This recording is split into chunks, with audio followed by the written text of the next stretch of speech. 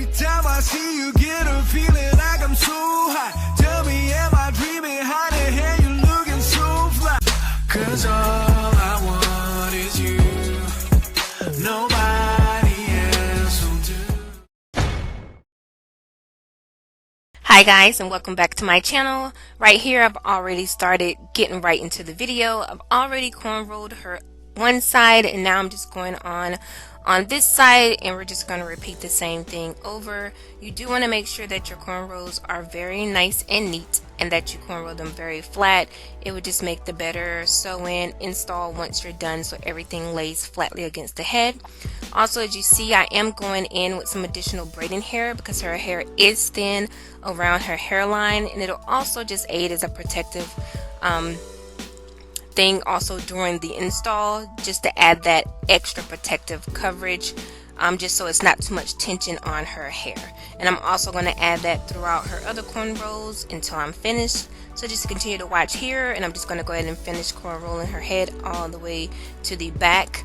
And in each cornrow that I do, once I go back, I will connect it to the adjacent cornrow, just pulling that hair up and adding it into that braid.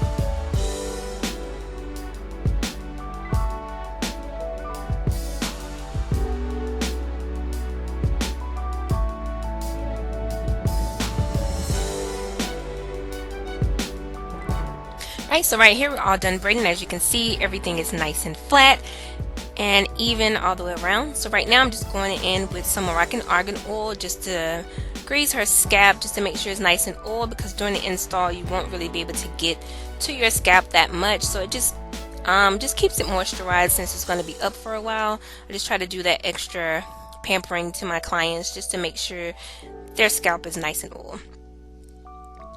Then now with that extra braid that was left in the back, I'm just going to take a needle and thread, and we're just going to sew that up with the other braids in the back, and just want to make sure it's so nice and flat.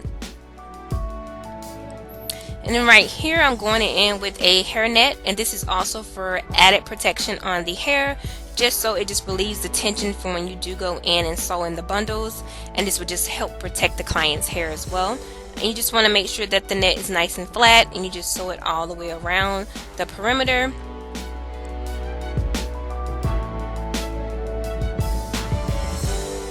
And right in here I do just sew it around that part, because I will go in and cut out that extra lace right in the middle, so when I go in with her closure it lays right against her scalp, so her color of her scalp will come through that lace and just make it look more realistic.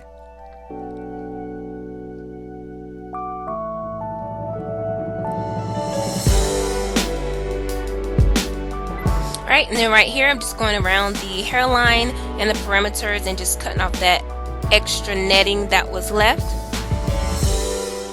And now we're ready for our closure, and I'm just going in with the hot flat iron just to make sure it's nice and flat. And then you also want to go ahead and cut off that additional lace on the front because you won't need it. And now I'm just going in just to laying it flat just to see where I want to place it. And now I'm just going in, like I said before, just cutting off that extra netting in the middle.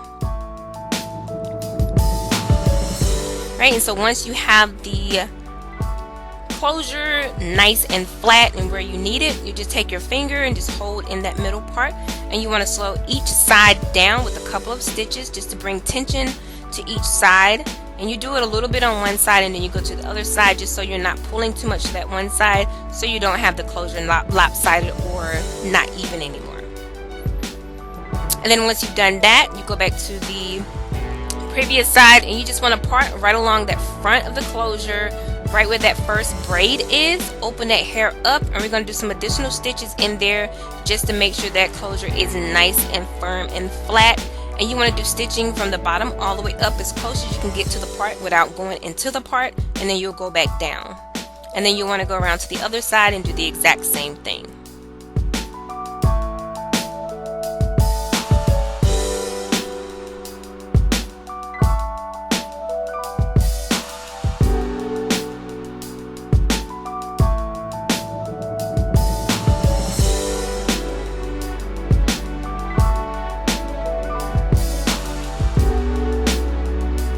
So once you've done that, then now you can just go around and you'll stitch your closure all the way down, and you just go all the way around it, and we're just securing it down so you can get prepared for the install of the bundles.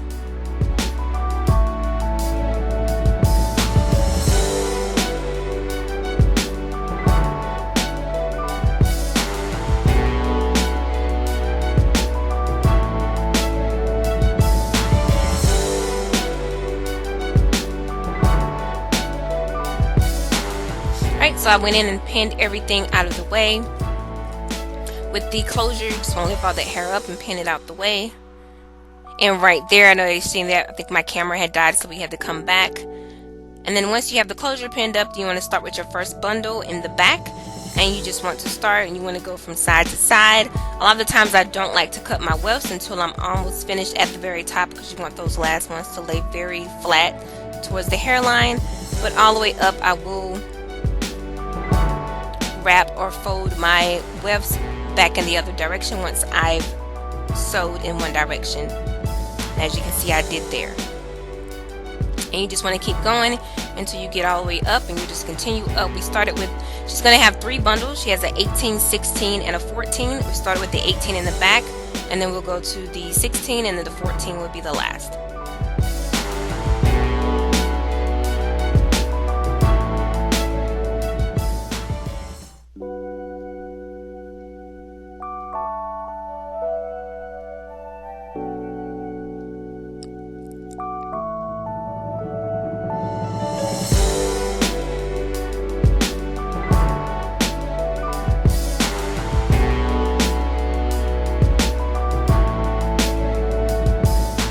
Right here, guys, I do apologize, the camera messed up again. As you can see, I've gotten all the way up to the top, and I'm just going in and just finishing up the last couple of rows of track that we want to place here. And you just want to place your tracks all the way up until you get back to where that closure, where you can still see the lace from the closure, and you just want to make sure that the last track kind of goes over that lace just to hide it. And you will see here, everything is going to be flush right up against that closure once I'm done.